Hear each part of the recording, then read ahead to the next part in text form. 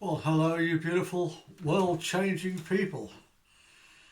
And I mean that because we are making a difference. Okay, it's very slow and we're just a very tiny part. I'm a very tiny part, tiniest little part of it.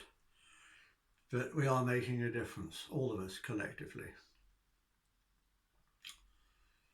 One act of love at a time, one act of generosity at a time, and one act of defiance at a time.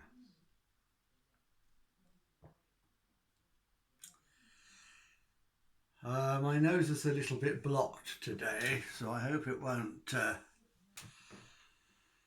spoil the recording. I hope you can hear what I'm saying clearly enough. It's been coming on for a few days now.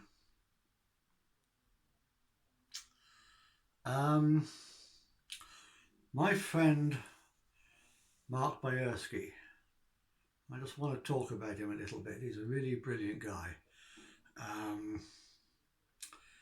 in fact, I'm going to give you the spelling of his name because it's Polish and he's English, but Yorkshireman, but his ancestors were Polish.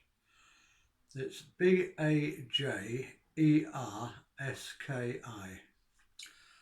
and I suggest you look up his YouTube channel, and not so much on Facebook. He's not on Facebook so much these days, but he's a healer, a psychic, a genuine light worker.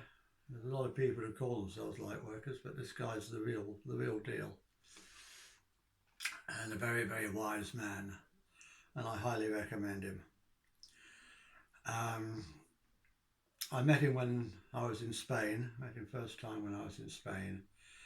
I lived in Spain. He was living in the same village, and yeah, I attended a lot of his events. And the guy's good. He's really good.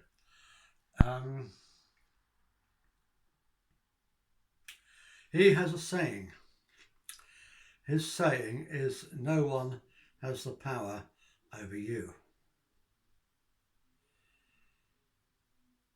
And I agree with that, but I'm sorry, Mark, if you're watching this. I'm going to add a wee caveat. No one has the power over you unless you give it to them.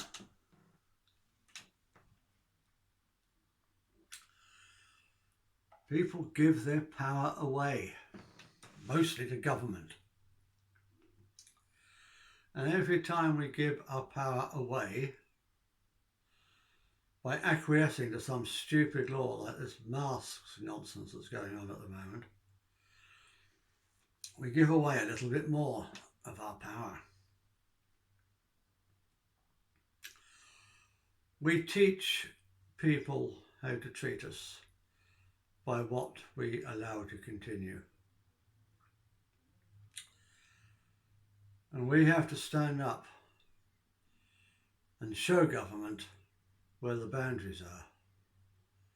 We have to show them that we set our own boundaries. They work for us, and we're not taking any more of this bollocks, because that's what it is.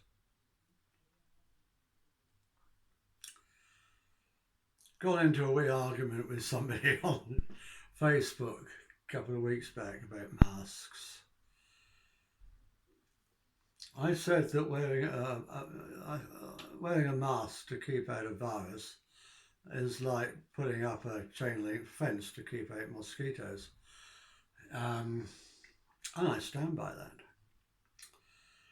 And he came back at me and he said I was a stupid so-and-so and I need to educate myself.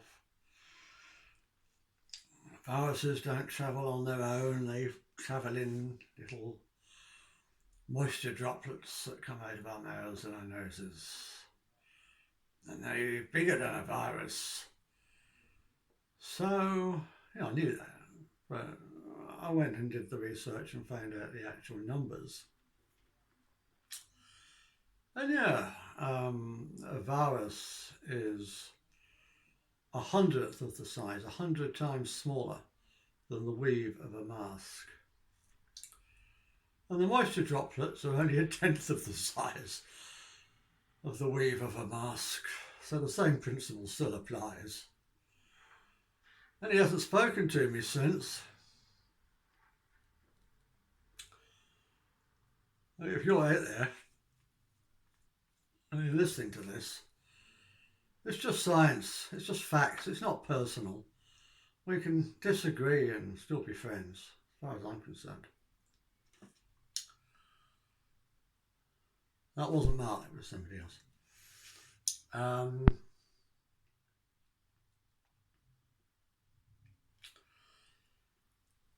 And all this nonsense, we're not allowed to hug our friends. Well, I'm sorry, I hug my friends a lot. Particularly the ladies, of course. Because it's all nonsense. There may be a nasty bug out there. I'm not denying that.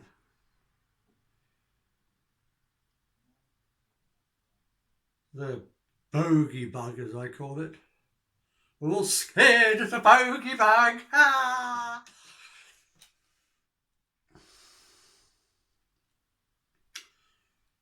Well, it's about as dangerous as the flu, unless you're in one of the highly susceptible groups.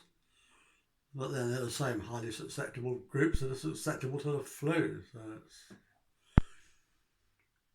it's about half as dangerous as going out in the street or driving a car.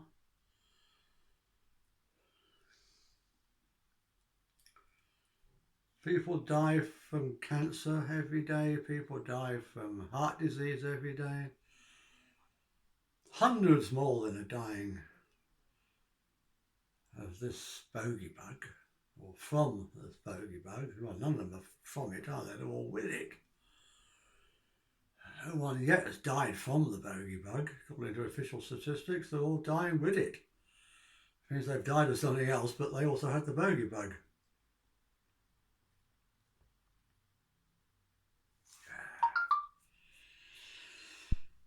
But the currency of control is fear. And the antidote is love. And that's why I call my book Love Not Fear.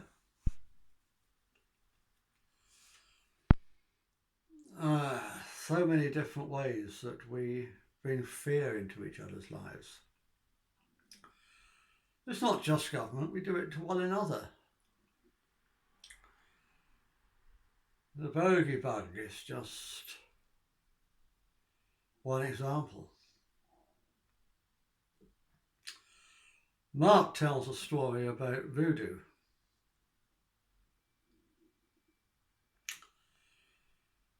About the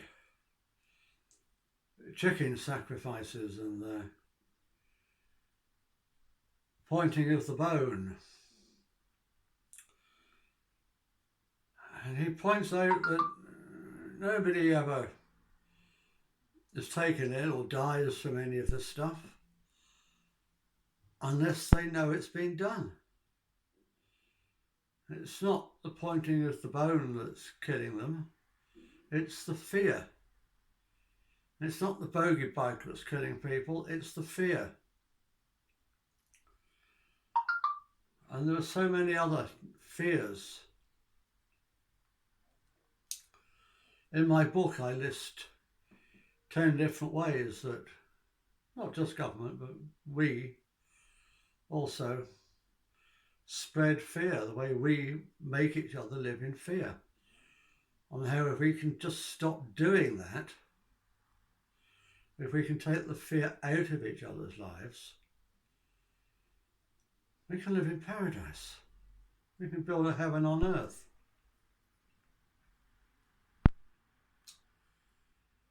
We can build a utopia. I know some of you don't like the word utopia because it's been misused in the past, but it's a beautiful word. We can build one.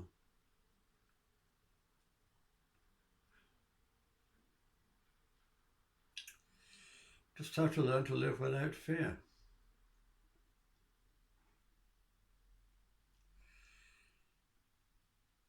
one of the fears, probably the main fear, is poverty. So we just help each other to thrive instead of thriving at the expense of one another. I keep banging on about this, but it's important.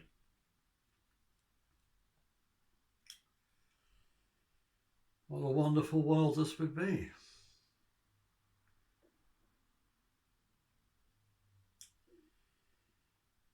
Yeah, anyway, that's really all I want to say to you today. So thank you, Mark, for those two examples that I quoted. Look the guy up, he's good, he's one of the real ones.